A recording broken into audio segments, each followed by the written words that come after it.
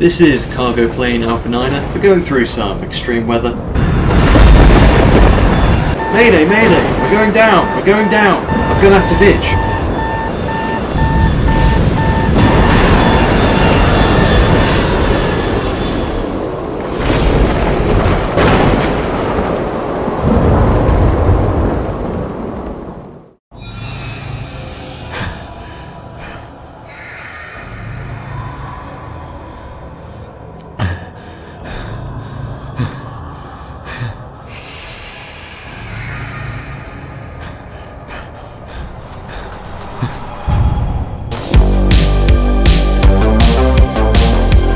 In this video, I'm going to try to survive 100 days on this tropical island. This isn't a normal island though. There's a bit of a zombie problem.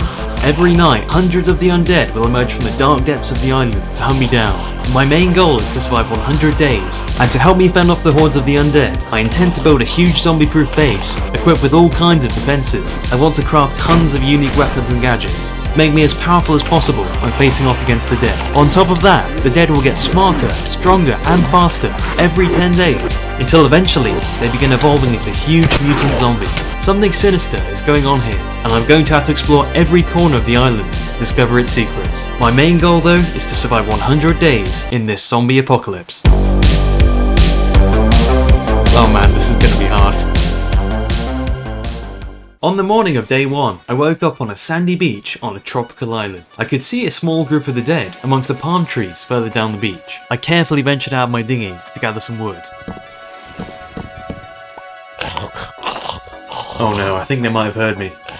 Alright, we've got a bit of a problem here. I made a run for it. The dead were alerting each other that I was here. I quickly crafted some wood planks and a crafting table. Then, with the dead close behind me, I managed to craft a wooden sword to defend myself. Pretty soon, I realised I wasn't going to be able to take them all out with a wooden sword, so I ran down the beach and pulled it up. I used the wood I gathered to craft an axe and some spears. However, it turns out that spears break really easily. Hey, what happened to my spears? I tried to take out the ones that were holding weapons, as the weapons look better than what I had. I managed to get a cool looking gas mask and a crowbar, but the gas mask obscured my vision when I put it on, and the crowbar barely had any durability left. I did find a stop sign you can use as a weapon though. I ran along the coast, grabbing crates. These crates have washed up on the shore from my plane, and are filled with random items. However, I can't open them until I find the plane wreckage, as I need a special crowbar to open them. Whoa, okay, this is your rock. As night was falling, I took refuge in an overturned shipwreck, and I luckily found a crate full of bananas. However, I was well and truly trapped there for the rest of the night, waiting for morning to arrive. When daylight shone through the windows of the ship on day 2, I broke through the ceiling and made a break for it. Wow, that's a lot of zombies. I ran along the beach, trying to find some sign of civilization, but the dead kept on emerging from the tree line. Hey, there's a building! No way! I quickly hurried over to the radio tower. This is kinda cool, but why is there a radio tower on this island? And what's with all the fancy equipment? Ah, a Geiger counter. Detects radiation. Radiation? Wait, do I need to worry about radiation? Ooh, a gun. Nice. It only has 6 mags, but hey, that's something.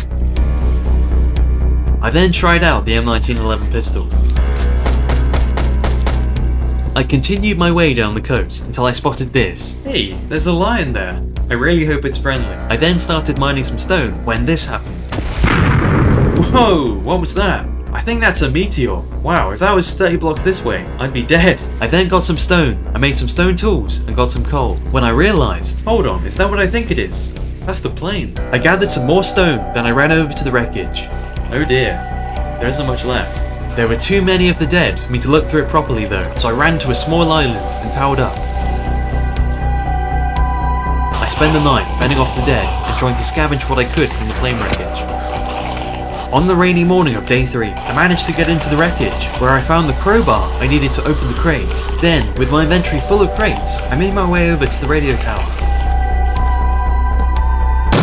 I won't lie, that sound really made me jump. The crates were full of random items, flippers, a flashlight, tranquilizer darts, a piñata, solar panels, rice cakes, plushies, a carbon axe, string, tungsten, jelly, and a wrench. I decided to do another sweep of the coastline to see if there were any more crates washed up on the shore. As night fell, I tried to gather as much iron and coal as I could, but there were a fair few of the dead getting in my way.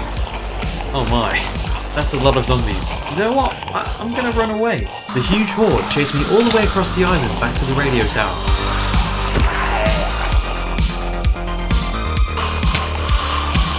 On day 4, I noticed there was a book in one of the desks, which looked to be a list of codes for something. I decided to put it back, in case I needed it later. I put the iron I'd found in the furnace, then I left the radio tower and made my way over to the plane wreckage to grab whatever was left from the crash. Whoa! There are spikes in that pit! What is going on this island? When I got back to the radio tower, I used the iron I'd smelted to make a chest plate. Then I had a huge opening of all the crates from the plane. I got some really useful items, including an electronic library, which is probably the least useful item I think I'd ever need on a deserted island. However, I did get a backpack, which was incredibly handy, as well as some knives, a chisel, and some lovely sour cream and onion crisps. It really doesn't look too nice outside. I'm very glad I've got this radio tower. I also got a Santa costume, which of course I wore since I didn't have any other armor, when suddenly all the screens in the radio tower went black. Oh, the screen's turned off. That's a little bit strange. On day 5, I decided I needed better tools to fend off the dead, and to do that I would need a smeltery, and for that I would need to collect lots of sand, gravel and clay to make seared bricks, so I went out and gathered all I could possibly need. Is there any gravel around? Ah, there's some. Okay, the dead are on their way. I've got to act fast.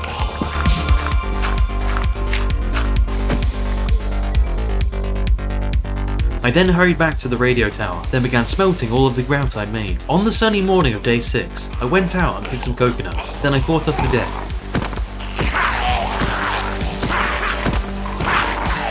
I then cut down some palm trees and started work on my house. However, there was a lot of uninvited guests. I mean, I know my house looks terrible right now, but come on, these aren't the most perfect building conditions. I managed to lure the dead out of my house. Then I quickly placed down the wall. It was then safe enough to start building my smeltery. Welcome to the sound of 1 million zombies trying to break into my house. It's very relaxing. It was quite small, but I'd made a working smeltery. Day 7, I found a tortoise. I'll be back for you later, buddy. On day 8, I needed lava for the smeltery. At first, I wasn't sure where to get it. Then I realised there's a huge bloody volcano. So I journeyed up the volcano and seared my face off, grabbing buckets of lava. On the way down, I found something really interesting. Hey, there's a vault door there. Why is that there? And what's in it? I'll have to check that out in a bit. Day 9, I worked on the house and made a hammer. Days 10 through 13, I went mining for important resources with my new hammer. I even found some diamonds, and overall, it was going really well, until this happened. Oh no. Oh my god, no. No, please, no. Oh. Well, that was a little too close. I then had to fight my way out of the mine.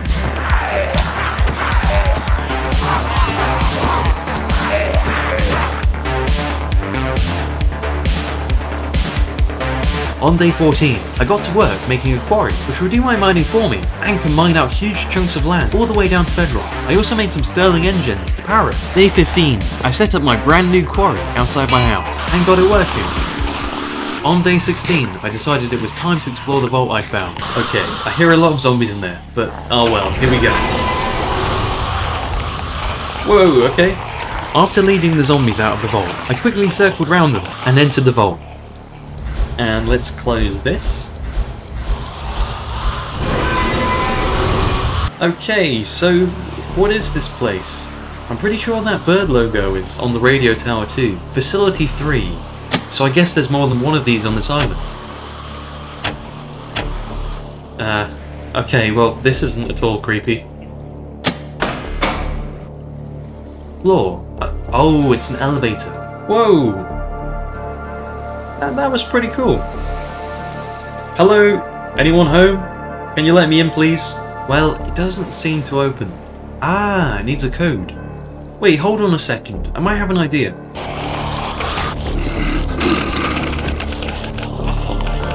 I ran back to the radio tower as fast as I could. I thought I'd try the book of access codes I found in the desk. I grabbed the book, then raced back to the vault.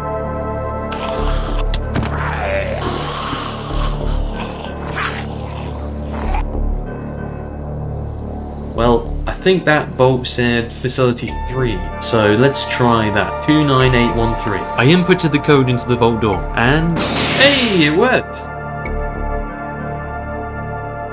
Whoa, okay, this is interesting. Testing facility. It's some kind of lab. This place is very sketchy. Laboratory 3.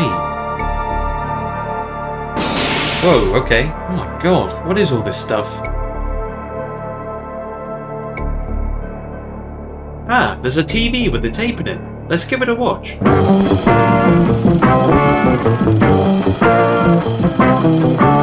Welcome to the McCaw Initiative. I am Dr. Anderson, Chief Science Officer here at Station 3. Before I explain your role in this great program, first a little history.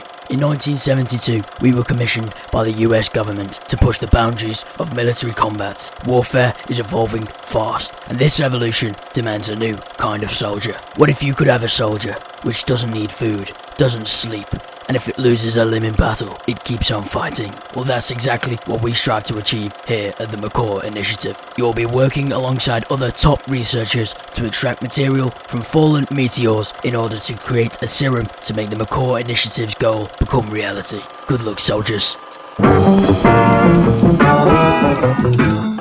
Well, clearly all the experiments went badly wrong. Where did all the researchers go though? This place seems really safe, so they can't all be dead, right? Staff quarters. This is where they must have lived when they worked down here.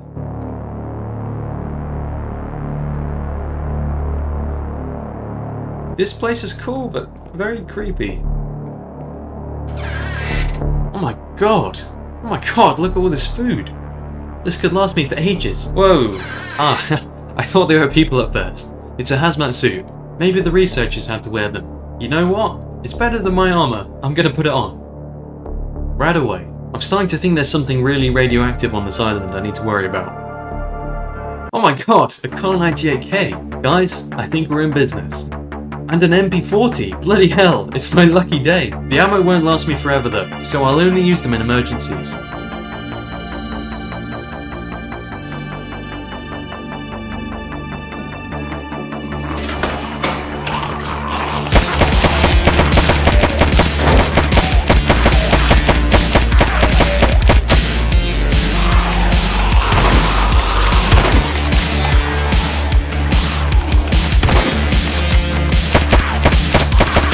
For the next few days, I worked on the house.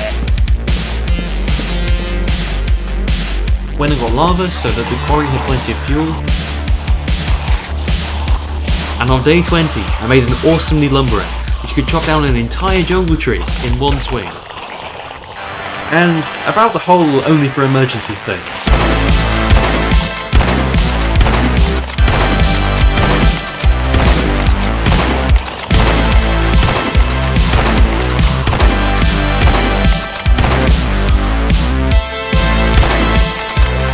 On days 21 to 25, I worked on building the roof of my house. I used cherry wood and cobblestone slabs.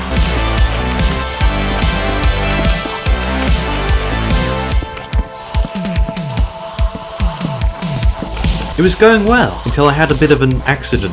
Oh shoot. Oh dear. Well, that's not good.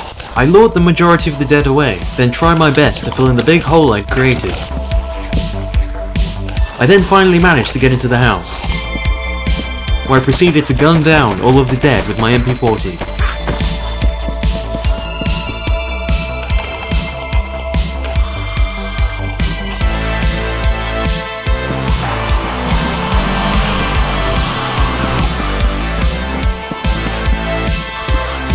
On day 26, I decided I needed to do something about the zombies pressed up against my windows. I knew that if they learned how to break blocks, they'd overrun me in an instant. To stop that from happening, I repositioned the quarry to the side of my house, so that it would mine out a trench for the zombies to fall into. Day 27, a meteor had fallen in the night, so I went to go check it out with my Geiger counter, just to make sure I wasn't getting radiation poisoning at my house. Luckily, the one by my house didn't have anything radioactive in it, so I was okay. I then went round the island, checking other meteors, when suddenly, the Geiger counter began to tell me there was something really radioactive in the jungle.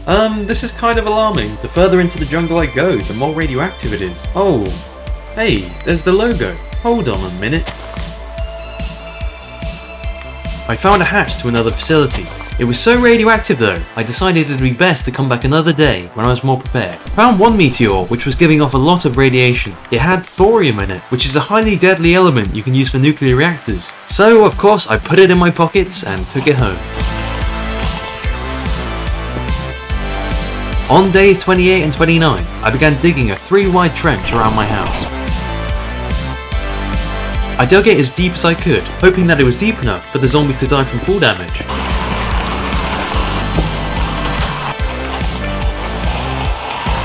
Whoa! Jesus, that was a close one.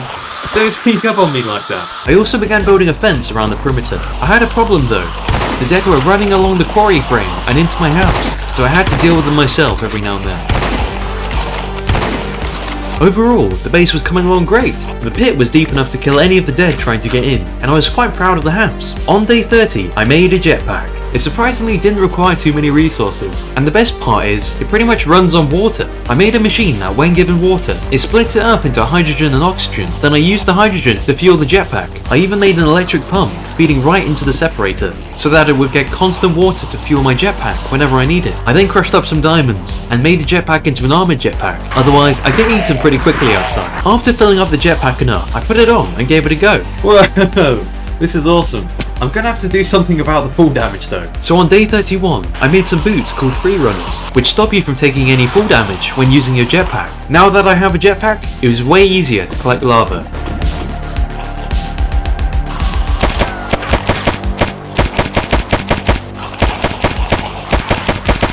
Day 33, I did some research into how to make a flamethrower, and I made a hole in my roof so that I could fly in and out of my house without going through the door. Then I decided to explore the facility I discovered.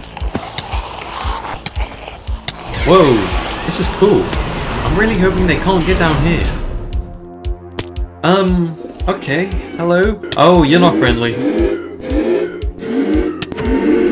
Well, this place looks really different to the other one. All these yellow and black stripes are telling me I shouldn't go in there. Ah, there's radiation in here.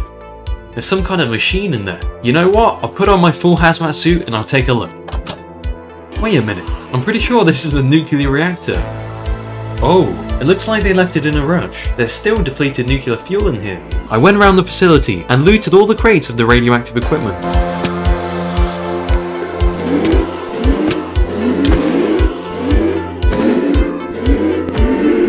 I then went back up the elevator and flew back home.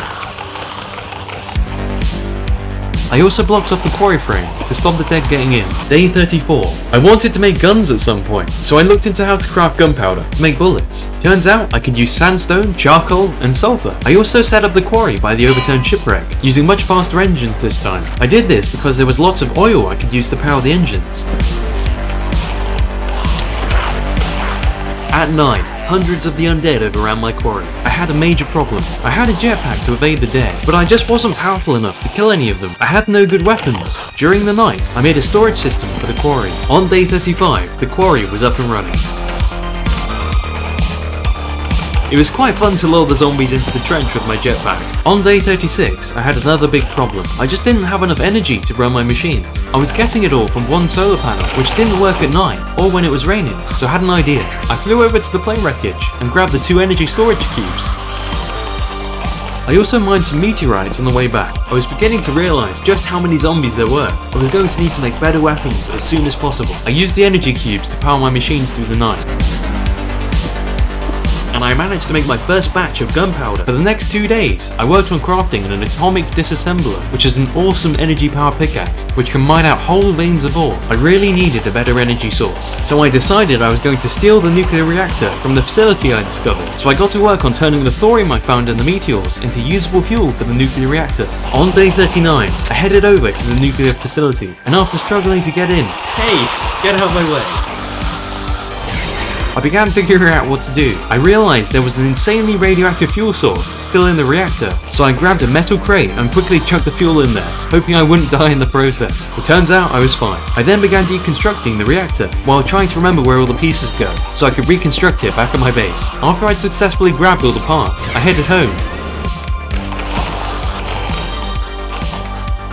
When I got home, I constructed the nuclear reactor, which was kinda dangerous in hindsight to have a nuclear reactor in my house, but oh well. On day 40, I went all over the island searching for meteors that contained thorium, as I needed as much as possible to fuel the reactor. When I got back, I turned the thorium into fuel. Then after flicking the switch, I had created nuclear energy. On days 41 to 43, I crafted a flamethrower. This thing was really cool. One of the best things about it was that it was a flamethrower that ran on water. Now think about that one for a minute. Then, I took my flamethrower for a test drive.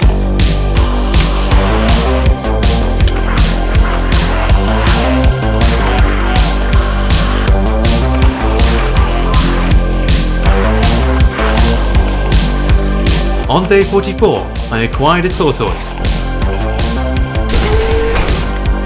Welcome to your new home, buddy. I shall call you Terry. If I were you, I'd stay on this side of the house. The other side is a bit radiation-y. On day 45, I went to the lab and raided all of the fluid tanks. There were tanks full of molten metals, like tin, gold and copper. And after getting chased all the way back to the base,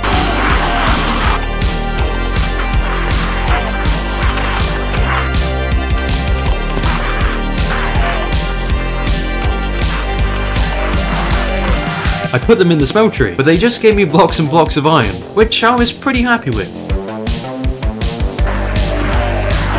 On day 47, this happened. Oh my god, they started mutating already. Hey, how dare you hurt Terry? So I went on a zombie killing spree to make them pay.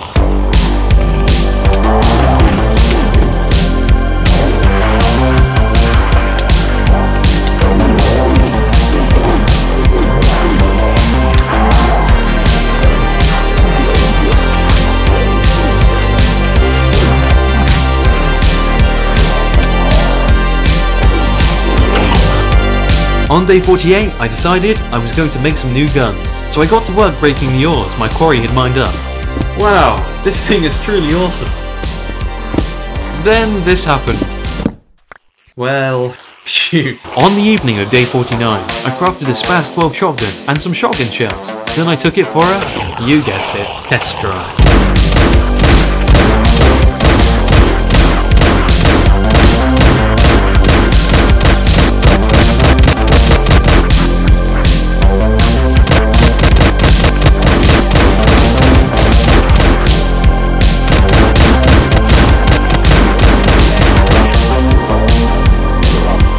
On day 50, I had an idea. What if I could use the radio tower to send out a signal so I could get rescued? So I used a coal generator to power up the radio.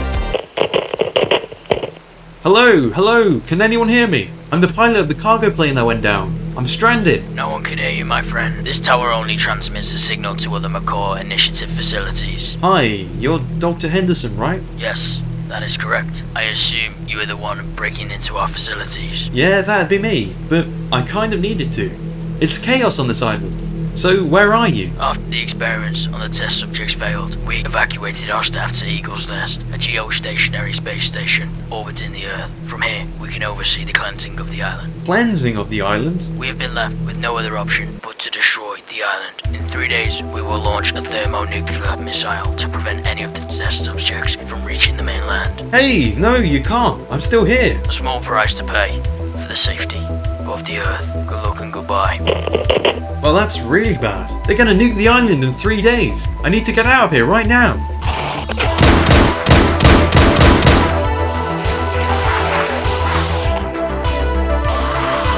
So on day 51, I quickly hurried over to the dinghy I arrived in.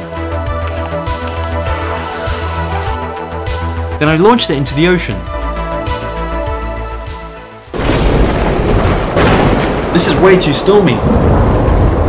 I'm not gonna make it.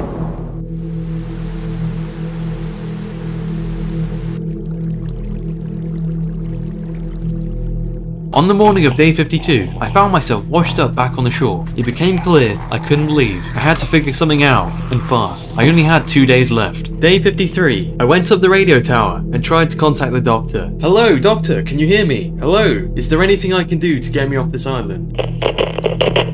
Well, yes, as a matter of fact there is. Tell me, I'll do it. There's a facility on the island in the heart of the volcano that acts as a base for our space travel department. There you will find a rocket full of food and valuable supplies. Launch the rockets up to us at the space station, and in return, we will send down a shuttle to collect you and bring you up here. Got it, I'll get to it. On day 54, I searched around the sides of the volcano. I must have missed an opening somewhere. Then I spotted it tucked away in a small ravine. This must be it.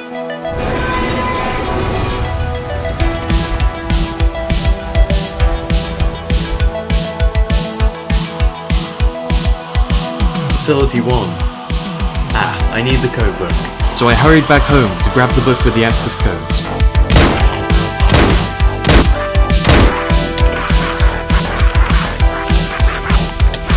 "44561.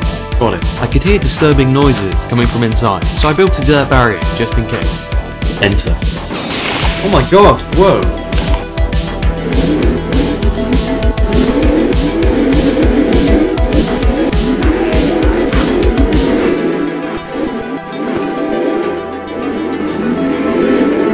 When I got inside, I was shocked. The facility was huge.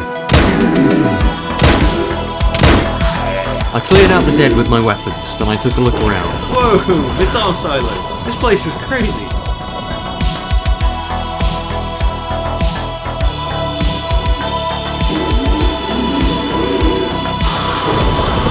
There was a lot of high-tech equipment scattered all over the place. So I guess this is the rocket? Yes, that is the supply rocket. Now activate the elevator and send it up. Okay, elevator. Ah, there. Whoa! Ah, I'm in the volcano. Whoa! Alright, here we go. I'm going to launch it now.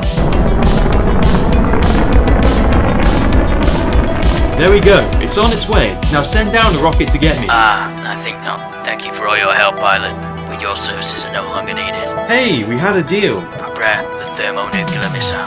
T-minus 60 seconds. Okay, this is bad.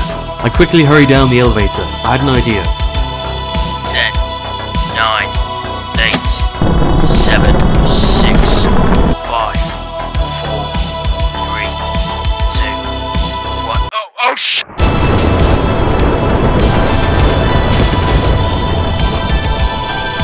Well, that was close. I then cleared out the rest of the base.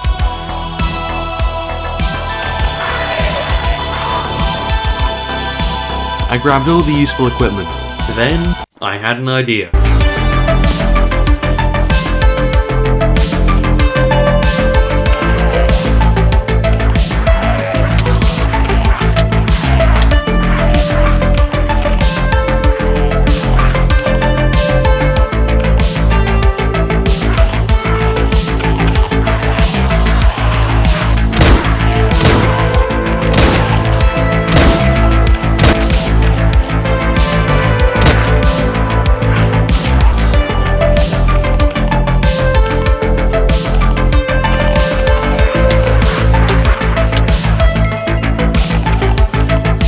When I got home on day 59, I decided it was time to ramp up my defences. I made 4 bullet shooting turrets, which worked great, but they did use up a lot of ammo, so I decided to only turn them on in emergencies.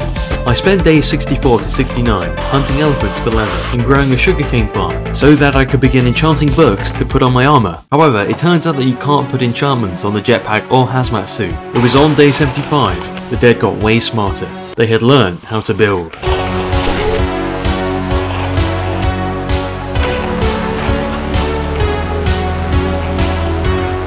Not only that, but the huge mutants had arrived. The biggest problem was that my base was no longer safe. The dead could build across the trench. I had to do something as soon as possible. On day 76, I crafted an awesome double-barrel shotgun. It was on this day that it began snowing. Winter had arrived.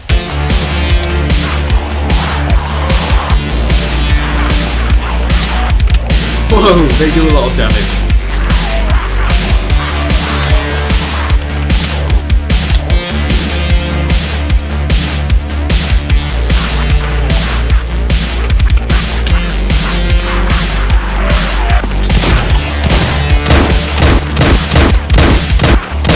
So, on day 83, I began constructing a huge wall around my base, using chiseled cobblestone to make it look like stone brick. It took me a long few days to complete.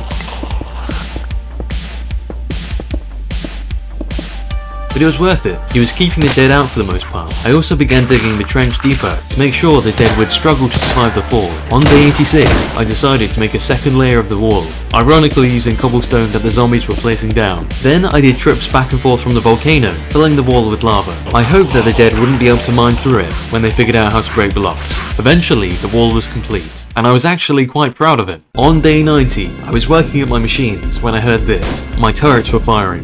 The dead were breaking through the wall. They had learned how to mine blocks. I had to act fast, plugging the holes to make sure none of the dead got through. However, while my back was turned, this happened. What? No! Oh no! Well, at least the reactor didn't explode, and Terry is okay. Over the next 10 days, I made it my goal to protect Terry and to wipe every single zombie off the face of the island.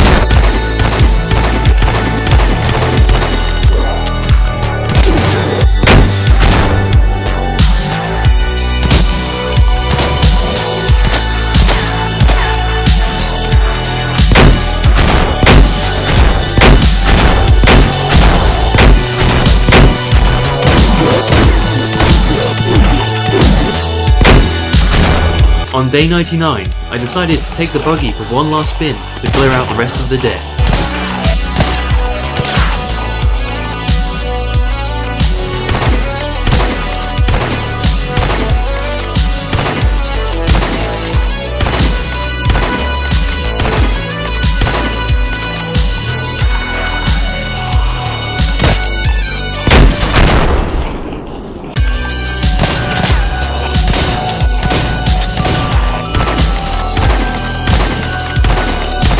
Then, on the morning of day 100, I had done it. I'd survived 100 days, gotten rid of the McCore Initiative, and I had wiped out every single zombie. I spent over 400 hours making this video, so a like and some feedback in the comments would be really appreciated. I'll be reading and replying to all of your comments. If this video gets 500 likes, I'll continue the 100 Days Zombie Apocalypse series, so make sure you subscribe for the next video. Thank you so much for watching, have an amazing day, bye bye.